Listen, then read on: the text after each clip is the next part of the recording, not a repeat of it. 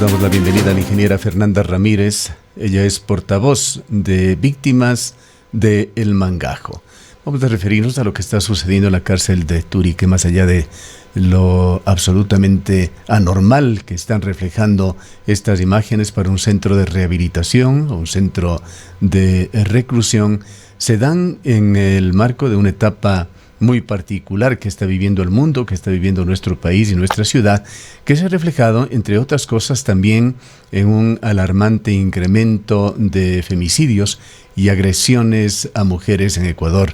y en Cuenca, que tiene en general índices más altos que en la mayor parte del país. Le damos la bienvenida a ingeniera Ramírez. ¿Cómo han tomado las víctimas de este bullado cajo de El Mangajo esta clase de publicaciones que evidencian algo extremadamente irregular que está sucediendo allí en la cárcel de Turi?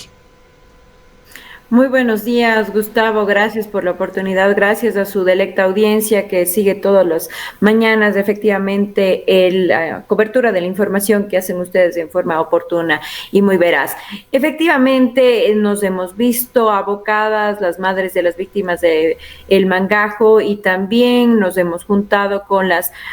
familias de las víctimas de femicidio de Cristina P. y de Gabriela L., ocurrida hace menos de 3 semanas, por parte de este autodenominado, por el acusado de femicidio Juan Bernardo O., escandalizados, indignados y realmente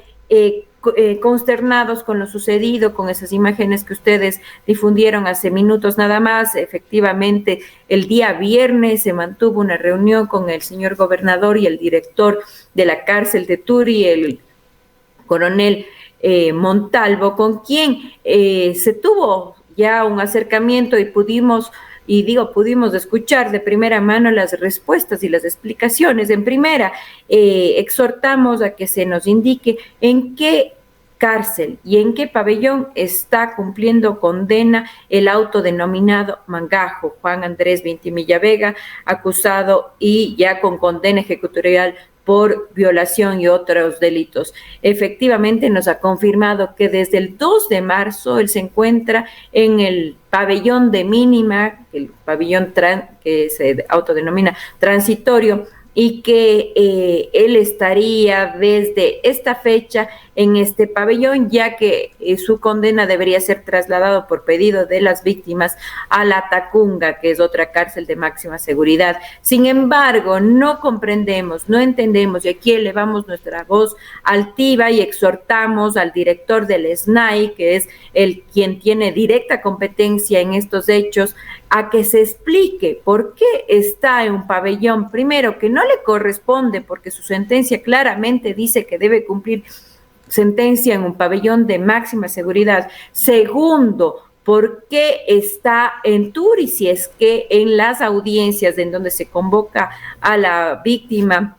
por otros casos que tiene todavía en la justicia Juan Andrés Vintimilla Vega, dice que se lo traslade o que se lo convoque vía telemática desde la Tacunga? No entendemos esta diferencia de información en las diferentes entidades que deberían tener una sola información que es la verdadera. Segundo, que se indique además en qué cárcel y en qué pabellón está Carlos Flores, femicida, quien hace 3 años ya tuvo, obviamente, una vez que se dio todas las audiencias y todo el trajinar en la justicia por la familia de Cristina P., víctima de femicidio hace 3 años, tiene ya una sentencia ejecutorial de 34 años, 8 meses, más un año que se le añadió aquí mismo en el CRS de Turi por mal comportamiento y otros delitos. No entendemos cómo es posible, y esto nos dijo directamente el director del CRS de Turi, el coronel Montalvo, que este individuo ha estado transitando primero por la cárcel de Loja, una cárcel de mínima seguridad, luego trasladado a un centro de rehabilitación para personas adictas que se construiría junto con el SNAI, en convenio con el SNAI y una fundación Ama Nacer, donde también estuvo hasta hace pocas semanas. Y una vez que la asambleísta Lourdes Cuesta presentara una carta pidiendo precisamente estas explicaciones del director del SNAI, se nos hizo conocer que está hoy por hoy en una cárcel de mínima seguridad igualmente en Santo Domingo. No es posible que las víctimas, que sus familiares no encuentren paz, no tengan sosiego hasta la presente fecha. No es posible que se haya tenido que levantarse todas estas alertas precisamente gracias al trabajo que hace la prensa, gracias al trabajo oficioso e investigativo que hace la prensa al difundir estas imágenes que sabemos que no son excepción, no son casos aislados. En el caso del Mangajo no es la primera vez, ya es reiterativo estas imágenes que se difunden en redes donde se observa a este individuo con otros PPLs tomando o consumiendo sustancias prohibidas y en poder de dispositivos electrónicos, y además que se llega a tener internet, obviamente porque sabemos tienen acceso dentro de las cárceles, que en realidad son unos centros de perfeccionamiento del delito, no son centros de rehabilitación social mal llamados. Entonces, eso es lo que exhortamos, eso es lo que pedimos, que efectivamente sabemos que no son casos aislados lo que pasa en Turi, vimos también en imágenes, en noticias a nivel nacional lo que ocurría en Tulcán, así que exigimos y exhortamos por la seguridad de las familias, por la seguridad de las víctimas, por la seguridad de quienes hacemos vocería y de todos los ciudadanos que vivimos en apego a la ley, que se den respuestas efectivas por parte del director de la SNAI y de la ministra de Gobierno, que además es quien también tiene directa competencia en temas de seguridad. Ante Además, estas Gustavo, situaciones, ingeniera Ramírez, que evidencian una inadmisible tolerancia en cuanto a lo que sucede allí, pues hay ciertas normas que tienen que respetarse y ser observadas en un centro de reclusión. Más que tolerancia, diríamos, reflejan también incompetencia por parte de las autoridades para tomar control. Hemos visto ya situaciones realmente increíbles en esa cárcel, como cuando se convirtió su patio en una piscina. Esto fue en la época de carnaval. Pero quisiéramos contrastar esta situación que se evidencia en las cárceles y que refleja la actuación de las autoridades ecuatorianas con aquellas que se realizan en favor de víctimas y familiares de las víctimas. ¿Cómo está respondiendo el Estado ecuatoriano? Gustavo, sin duda es indignante y doloroso para las familias víctimas de femicidio y también de los familiares víctimas de violación del caso del Mangajo, ver estas imágenes, ver estos hechos, como le digo y le repito, en el caso del Mangajo son reiterativas, no es la primera vez, y en el caso de Juan Bernardo, acusado de femicidio, como le dije, hemos conversado con su familia, no son ni 3 semanas de lo que fue el asesinato de Gabriela, y sin embargo tienen que estar de pie, no terminan de hacer su luto y tienen que estar dando versiones en la justicia, acompañando precisamente a quienes hacen el trabajo técnico jurídico para tener justicia y no impunidad, y ver estos hechos realmente calan en lo profundo de la indignación, del cólera, de la frustración, y saber que esto sucedió y se difunde en redes nos da mucho más temor de saber qué está pasando puertas adentro, ¿no? ¿Cómo es posible que Juan Bernardo, quien debe estar en el centro de detención provisional porque es acusado y está cumpliendo diligencias en un caso que todavía no tiene sentencia, está en el pabellón de transitoria? ¿Cómo llega hasta el alias El Mangajo? Obviamente con el dolor de la familia, ver cómo se ríen, cómo disfrutan, cómo se burlan, no solo de las víctimas, sino también de las autoridades, sino también de todas las personas de la ciudadanía que hemos estado atentos, que nos hemos indignado por estos casos, que nos hemos repudiado estos casos y quienes damos seguimiento para que efectivamente se obtenga justicia y reparación. No es posible que se tengan respuestas ambiguas, no es posible que se diga que se va a investigar, que han hecho ya operativos, que han hecho requisas. Pues no, el problema es mucho más profundo, el problema es mucho más de fondo, y lo que queremos y esperamos que con estos hechos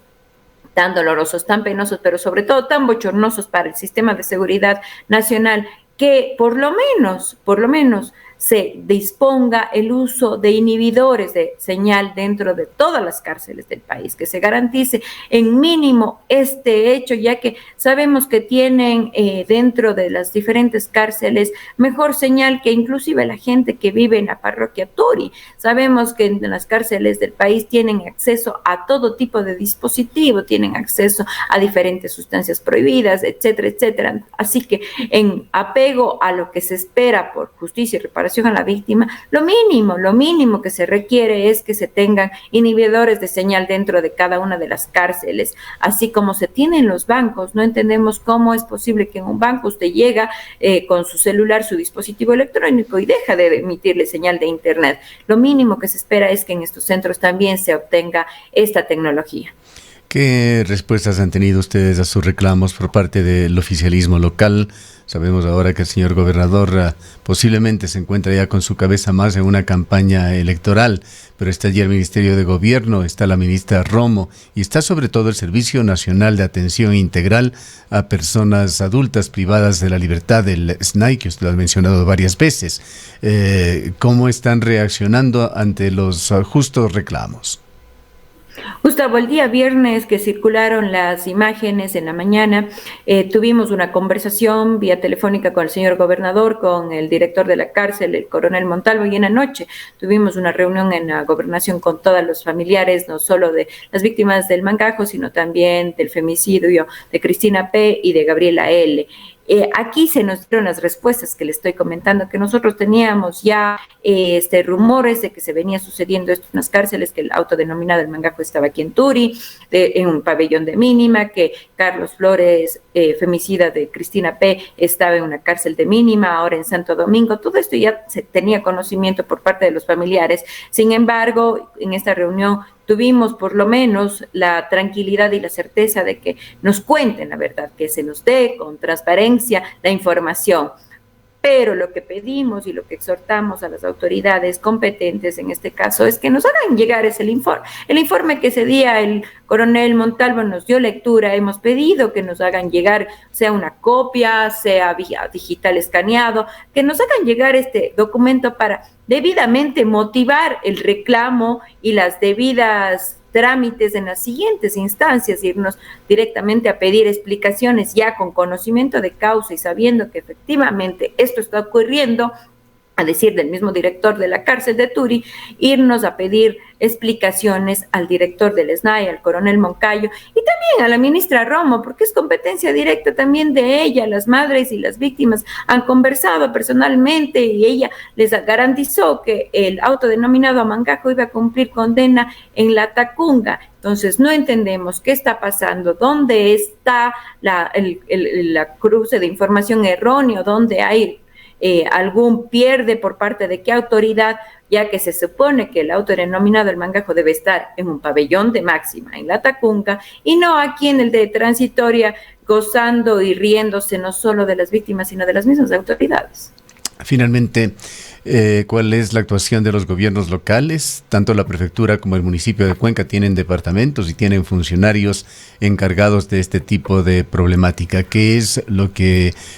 dicen estas dos entidades? Pues hemos tenido también reuniones, estimado Gustavo, con las autoridades de Fiscalía y también del Consejo de la Judicatura. En el caso del Mangajo se espera efectivamente que exista la debida diligencia, celeridad, y como lo hemos repetido ya en varias ocasiones, y aprovecho su espacio para recordar a la ciudadanía, hacer un recorderis de que no solo debería ir la justicia en contra del autodenominado El Mangajo,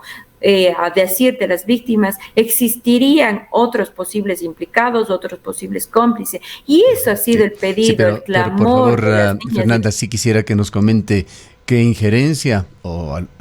no están haciendo nada los gobiernos locales en este delicado tema que incide de manera muy fuerte en nuestra sociedad.